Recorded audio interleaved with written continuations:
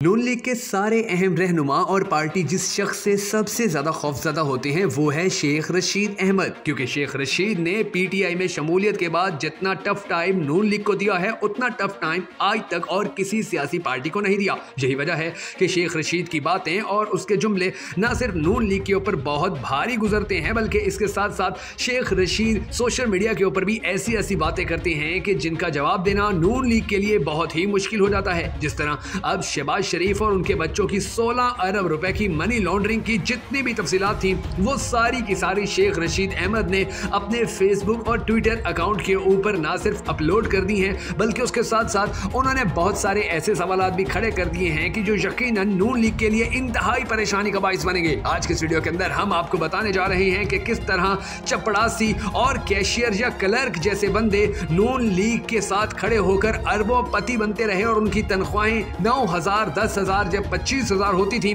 और किस तरह से इन मुलाजमीन को इस्तेमाल करके नून लीग ने भारी पैमाने के ऊपर ना सिर्फ मनी लॉन्ड्रिंग की थी बल्कि पाकिस्तान का पैसा बाहर भिजवाने के हवाले से भी जो काम किए वो सब कुछ शेख रशीद अहमद ने खोलकर पूरी पाकिस्तानी कौम के सामने रख दिया है। तो चलिए आज की इस वीडियो के अंदर हम आपको वो तमाम तफसीलात बताते हैं कि जो शेख रशीद से पहले इस पाकिस्तानी कौम को किसी ने नहीं बताई थी। मगर उससे पहले हम सबको ये दुआ करनी है कि अल्लाह तबारक व तआला पाकिस्तान के हालात बेहतर करे और पाकिस्तान का अगला वजीर आजम उस शख्स को बनाए कि जिससे पाकिस्तानी कौम सबसे ज्यादा मोहब्बत करती है। अगर आप भी इस दुआ में शामिल होना चाहें तो कमेंट सेक्शन में आमीन जरूर लिख दीजिएगा और अगर अब तक आपने हमारे यूट्यूब चैनल को सब्सक्राइब नहीं किया तो जरूर कर लीजिए और बेल आइकन को प्रेस करना भी हरगिज़ मत भूलिएगा ताकि आपको हमारी तमाम तर वीडियोस बर वक्त मौसूल होती रहे। मैं हूं शकील हैदर और आप देख रहे हैं आपका पसंदीदा चैनल बगा फैक्ट्स। नाज़रीन गिरामी, शेख रशीद अहमद ने अपनी फेसबुक और ट्विटर के ऊपर पोस्ट की गई कुछ बातों को सामने रखकर नून लीग से बड़े अहम और तफसीली जवाबात मांगे हैं। मसलन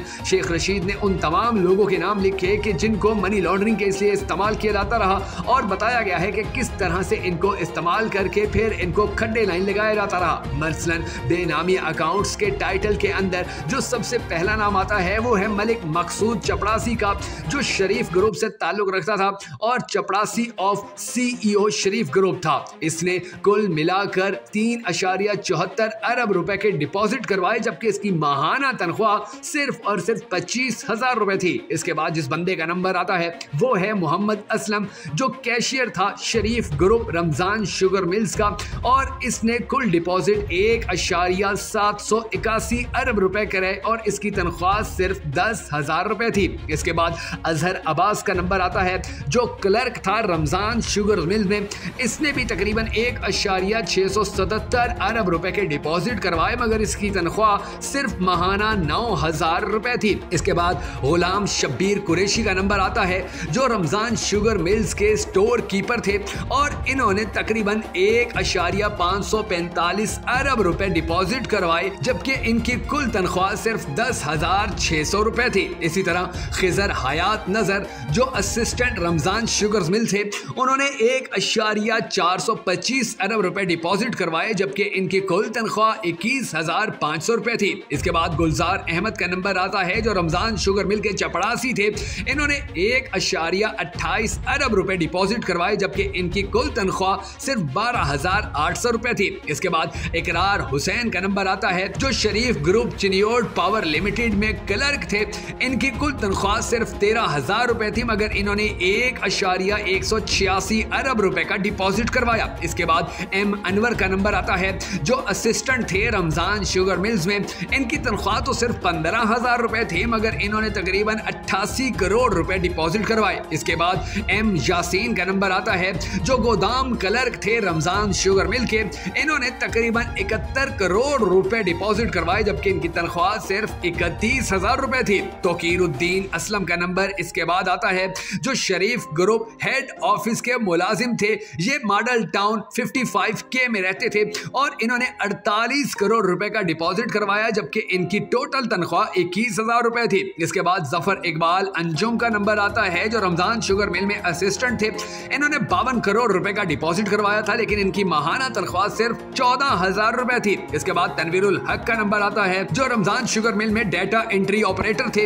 इन्होंने 51 करोड़ रुपए डिपॉजिट करवाए जबकि इनकी कुल माहाना सैलरी सिर्फ 15,000 रुपए थी। इसके बाद काशिफ मजीद का का नंबर आता है जो रमजान शुगर मिल में IT क्लर्क थे।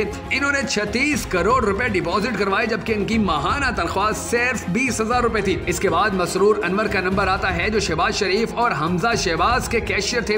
इन्होंने 23 करोड़ रुपए डिपॉजिट करवाए जबकि इनकी कुल तनख्वाह सिर्फ 5,800 रुपए थी। शेख रशीद ने यह भी आगे लिखा है कि ऐसे वाज़े और नाकाबिले तरदीद सबूतों के बावजूद NRO 2 के तहत फर्द जुर्म लगाने के बजाय जनरल बाजवा ने शहबाज शरीफ को वजीर आजम बनवाकर इसकी तफ्तीश करने वाले इदारे FIA के ऊपर बिठा दिया और फिर FIA से अदालतों में अपनी मर्जी के नए तफ्तीशी रखवाकर अपनी मर्जी से जवाबात जमा करवा दिए।